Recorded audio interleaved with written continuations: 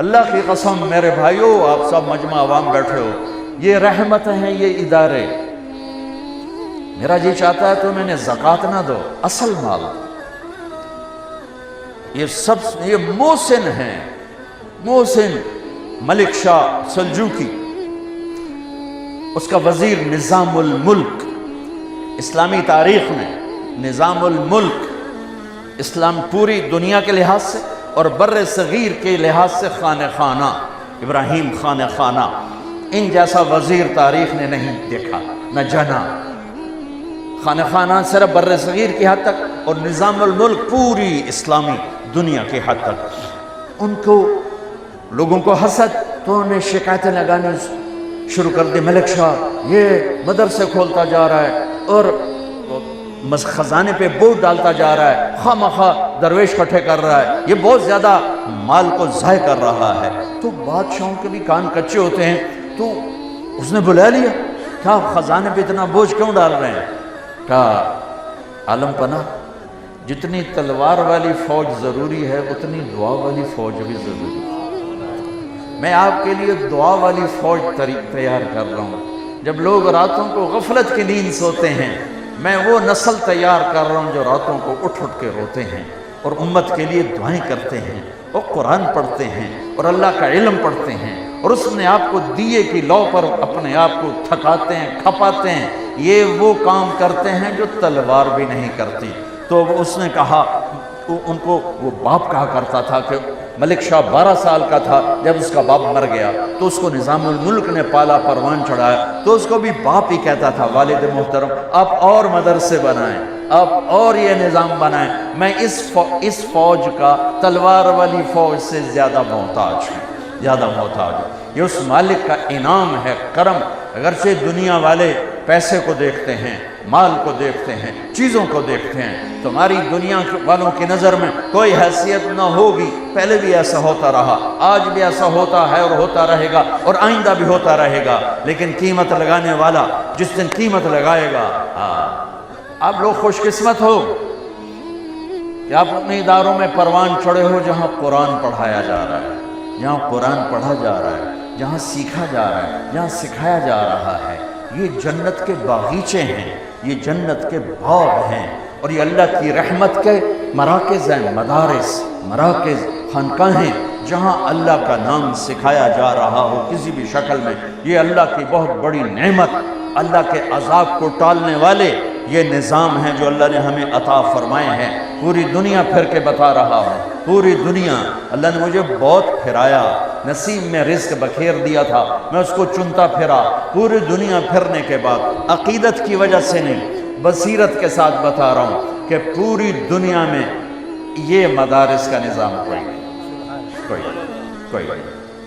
اس سے بڑے علماء ہوں گے، میں اس کا دعویٰ نہیں کرتا ہوں، فوق کل ذی علم علیم، لیکن ایسے ادارے، ایسے طلبہ، ایسے علماء، کس لحاظ؟ قربانی کے لحاظ پوری دنیا میں کوئی نہیں۔ پوری دنیا میں کوئی بچہ 11 سال علم کے لیے نہیں دیتا، 3-4 سال میں علامہ بن کے وہ ڈگری لے کے فارغ ہو جاتا ہے۔ یہ ہمارے بچے 11 سال وفاق کے نظام سے اگر شروع سے چلے، یہ 11 سال دیتے ہیں، یہ چٹائیوں پہ سلتے ہیں، یہ روکھی سوکھی کھاتے ہیں، اور ان کو پڑھانے والے علماء وہ اتنی تھوڑی تنخواہ لیتے ہیں کہ نزلہ ہو جائے تو اللہ کی قسم اپنی تنخواہ سے وہ دوا کے پیسے ان کے پاس نہیں ہیں۔ بچے کی شادی کرنا تو بڑی دور کی بات ہے، گھر بنانا تو بڑی دور کی بات ہے، زندگی بھر چٹائیوں کے ساتھ سل کے بیٹھتے ہیں اور اپنی جوانی کو دو پہ لگاتے ہیں، اپنی صحت کو دو پہ لگاتے ہیں، اور چند ہزار پر اور یہ ایسے لوگ ہیں اگر یہ خود کفیل ہوں تو یہ مدرسے سے ایک پیسہ نہ لیں، یہ مجبور ہو کر صرف اتنا لیتے ہیں کہ روٹی کھا سکیں بس، اور یہ اس طرح سل کے بیٹھ جاتے ہیں کہ چٹائی کے ساتھ چٹائی بن جاتے ہیں۔ ایسی قربانی والے علماء پوری دنیا میں کوئی نہیں، اور ایسی قربانی والے بچے پوری دنیا میں کوئی نہیں۔ اولئک، وہ ہے نا ہمارا فرزدق، اولئک آبائی فجئنی بمثلہم اذا جمعتنا یا جریر المجامع۔ اور فرزدق سے معذرت کر کے تھوڑی سی تبدیلی کروں، اولئک ابنائی فجئنی بمثلہم۔ اولئک ابنائی فجئنی بمثلہم اذا جمعتنا یا جریر المجامع. فرض تک زندہ ہوتا تو مجھے شاباشی دیتا. کون سا دن ہے یوم یجعل الولدان شیبا السماء منفطر به کان وعده مفعولا. کون سا دن ہے یوم یفر المرء من اخیہ وامہ وابیہ وصاحبتہ وبنیہ لکل امرئ منہم یومئذ شأن یغنیہ. کون سا دن ہے یود المجرم لو یفتدی من یومئذ ببنیہ وصاحبتہ واخیہ وفصیلتہ التی تؤویہ ومن فی الارض جمیعا. آج جب ماں نہیں پوچھ رہی، باپ نہیں پوچھ رہا، بھائی نہیں پوچھ رہا، بیوی نہیں پوچھ رہی، اپنی اپنی مصیبت میں پڑے ہوئے ہیں.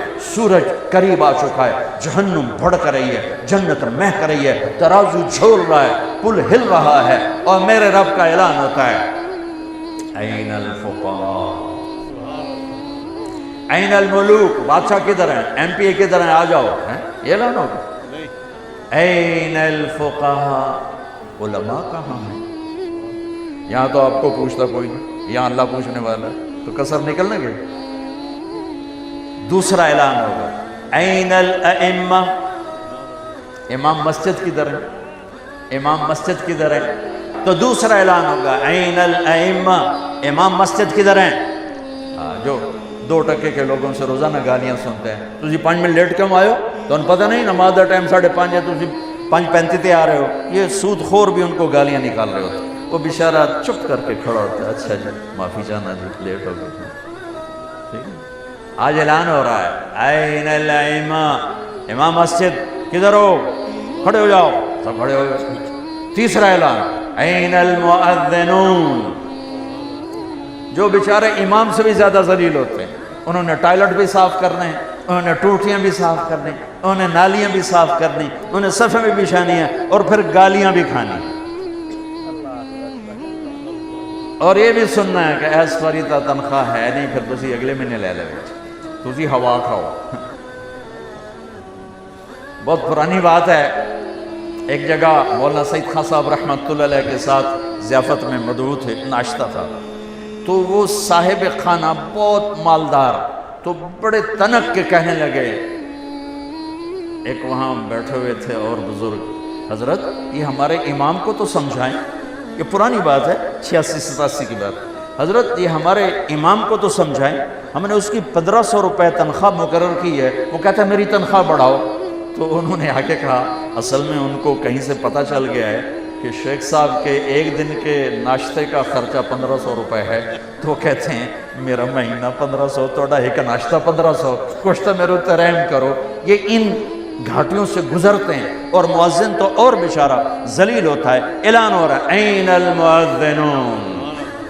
اذان اطول عناقا، سب سے اونچے مقام پر اذان. لا یدود فی قبرہ، مؤذن کو قبر کا کیڑا ہاتھ نہیں لگاتا ہے. قبر کا کیڑا مؤذن کو نہیں، بڑے بڑے ولیوں کو کھا جاتا ہے، مؤذن کے قریب بھی نہیں آتا قبر کا کیڑا. اطول عناق، اونچا مقام. اور میرے نبی کا فرمان ہے یحشر الناس رجالا، قیامت کا دن لوگ پیدل چلیں. وَأَنَا عَلَى الْبُرَّاقِ، میں براق پہ ہوں گا، اور میرے آگے آگے بلال سرخ اونٹنی پہ سوار ہو کے چلے. دنیا پیدل، میرے نبی براق پر، اور میرے نبی کا مؤذن بلال اونٹنی پر. یہ سارا مجمع جب محشر میں جمع ہوگا تو اللہ کا امر ہوگا، اور بلال اونٹنی پہ کھڑے ہو کے کانوں میں انگلیاں دے کے اذان دیں گے. مدینے کی اذان سن لینا. اس دن بلال اذان دے گا اور سارا میدان سنے گا، سارا معاشر سنے گا کہ اعلان ہو رہا ہے فقہا آ جائیں، ائمہ آ جائیں، مؤذن آ جائیں. آ گئے. کہا تم میرے VIP بندے ہو، جاؤ عرش کے نیچے آرام کرو، ناشتہ کرو، میں لوگوں کا حساب لے لوں، اس کے بعد پھر تمہیں پہلے جنت میں ڈالوں گا، باقیوں کو بعد میں ڈالوں گا. اس دولت کی قیمت اللہ نے لگانی، لوگوں نے نہیں. نہ ہی لوگوں پر امید رکھو، نہ ہی لوگوں پر آس لگاؤ، نہ ہی لوگوں کو معیار بناؤ. لوگ معیار نہیں ہیں. ان نبیوں تک کو انہوں نے خاک میں ملانے کے لیے کیا کیا بکواس کی ہے، تو اللہ قدردان ہے، اللہ قدردان ہے، اللہ قدردان ہے۔